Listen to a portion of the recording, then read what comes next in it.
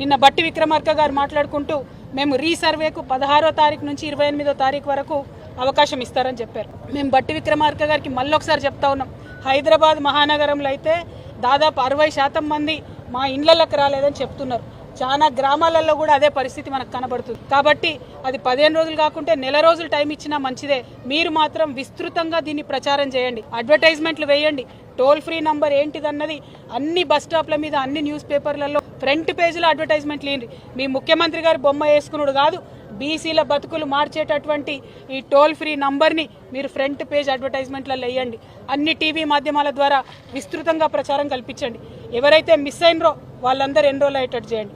కొంతమంది ఎన్రోల్ అయిన వాళ్ళు కూడా మేము మా ఉపకులం పేరు చెప్పలేదు అనేటటువంటి అంశాలు కూడా మా దగ్గరకు వచ్చి చెప్పినారు. ఇప్పుడు ఎస్సీ వర్గీకరణ అంశం కూడా మాట్లాడుతున్నారు. అందులో ఉపకులాలకు సపరేట్గా రిజర్వేషన్లు ఇస్తూ ఉన్నారు. కాబట్టి కొంతమంది అక్క మరి మేము మా ఉపకులం చెప్పుకోలేదని అంటున్నారు. మరి దానికి సంబంధించి మీరు ఎట్లా ఆలోచన చేస్తారో ఖచ్చితంగా ఎట్లాగో 16th to 28th టైం ఇచ్చారు. కాబట్టి ఆ టైంలో ఆల్రెడీ ఇచ్చినటువంటి వాళ్ళు కూడా ఎట్లా రిజిస్టర్ చేసుకోవాలో కూడా ప్రభుత్వం సీరియస్గా ఆలోచించాలి. ఎందుకంటే ఇది ఎప్పుడో ఒకసారి జరిగేది, ఆనాడు ఎప్పుడో బ్రిటిష్ కాలంలో జరిగింది. మళ్ళీ ఇవాళ ప్రజాస్వామ్యవాదుల బీసీ బిడ్డల ఒత్తిడితోని ఇవాళ జరిగింది. ఇన్నేళ్ల తర్వాత జరిగినటువంటి దాన్ని దయచేసి సంపూర్ణంగా విజయవంతం చేయండి. ఆ ఫలితం ప్రజలకు అందేలాగా చేయండి అని కాంగ్రెస్ పార్టీ నాయకులు నేను డిమాండ్ చేస్తా ఉన్నాను.